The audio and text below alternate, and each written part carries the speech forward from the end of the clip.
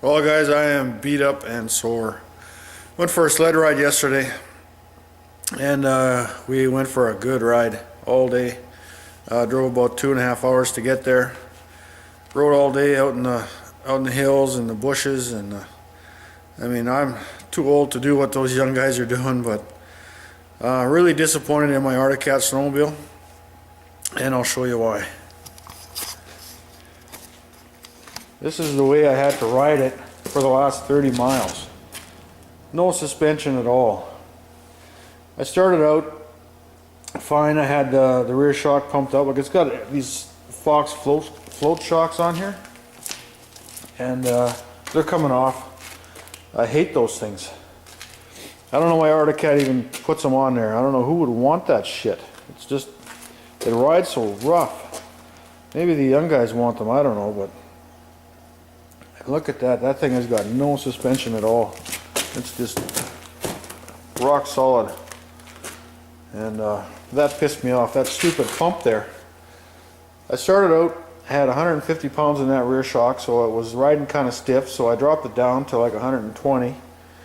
And then it was okay, but it seemed like it was bottoming out lots. So I went to pump it up again with this stupid pump. As soon as I hooked it up, I guess the pump stuck or something, and the shock just went empty. And I couldn't pump it up. The stupid pump didn't work. It's that Arctic Cat frickin' junk.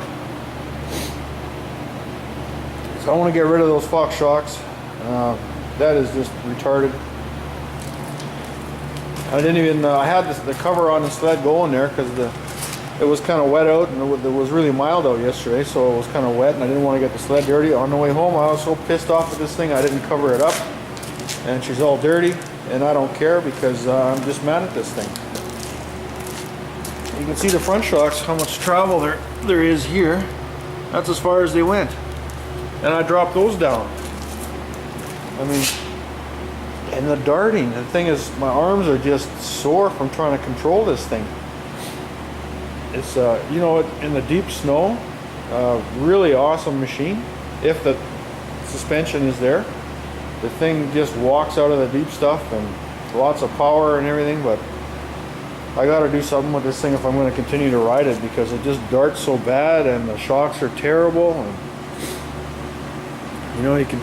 I talked to the Cat dealer, and they said, well, you can adjust it for a plush ride. Yeah, bullshit. This thing is stiff. You can't do nothing with it. As soon as you try to drop the pressure down a little bit to get a soft ride, the sled drops down, and then it bottoms out. I am not happy at all with this piece of shit. Man, I'm sore. As soon as we get there, I'm trying to follow my nephew, and he's got a 800 RMK, and he's you know, 25 years old or whatever, and he's 100 pounds soaking wet, so he just goes flying through all this stuff. So I figured, well, I can keep up to him. I come up to this little hill on the trail, and I figure, well, this shouldn't be no problem, so I fly over the hill. Well, on the other side of the hill, there's a big hole, and I hit that hole, and I'm in the air, and I'm looking at this hole, and I'm, oh shit, this is it, I'm done. So I hit the hole, and I pin it as soon as I hit the hole, and the sled goes right up on its back like I'm doing a wheelie, and my brother-in-law's behind me, and he's thinking, holy cow, this thing does good wheelies. And I stop and kind of shake it off a little bit. I figured I'd probably be dead after that one, but he's just kind of laughing. He figured, nice wheelie. And I says, man, I didn't do a wheelie. That's from hitting that hole. I bounced so hard off of that hole that the whole front end came up, and this thing stood right on its ass. So I'm 47 or 46 years old or something. I'm just too out of shape to keep up with those guys, especially on a sled that doesn't work good. So I'm gonna pump up that rear shock, because put the 2-up seat back on, because I think the wife wants to go for a ride today, and we're gonna just go for a nice slow ride. And I don't know if I'll be doing anything with this thing this year. I'm kind of working on race cars here, so that's priority. But man, what a day. And this thing's all iced up. You can see under here, it's all full of ice under there. So I'll lift this thing up and see what I can do about it so we can go for a ride this afternoon. But, oh man, I got in the truck after riding, and I had to drive home, and I could barely lift my arms to drive the truck after riding this thing for a day. It's just, I had an 06 Crossfire that handled really well. I mean, it didn't have the Fox junk on there. It had real shocks on it with coil springs and real suspension, and that sled was just a dream to ride. Through the fields, through the bumps, didn't dart, didn't, you know, bouncy all over the place. That was just an awesome machine. The only thing is it didn't have the longer track, so it couldn't go in the deep stuff like this one does, and it didn't have the power this one has. But yeah, very disappointed in Arctic Cat Fox float design. I'm going to try and sell these shocks or trade them in for real shocks.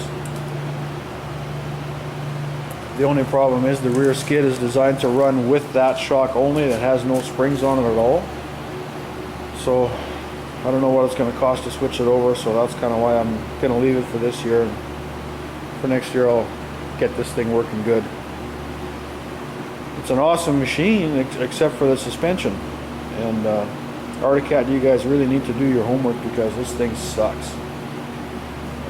So that's my rant for today, and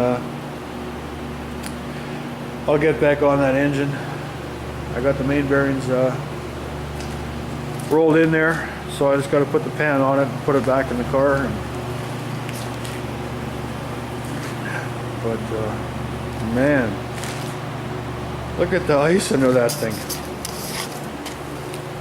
It's just packed in there. So I'll play with this thing a bit today and let it thaw out, and this afternoon it should be all thawed out. And I'll go for a ride later.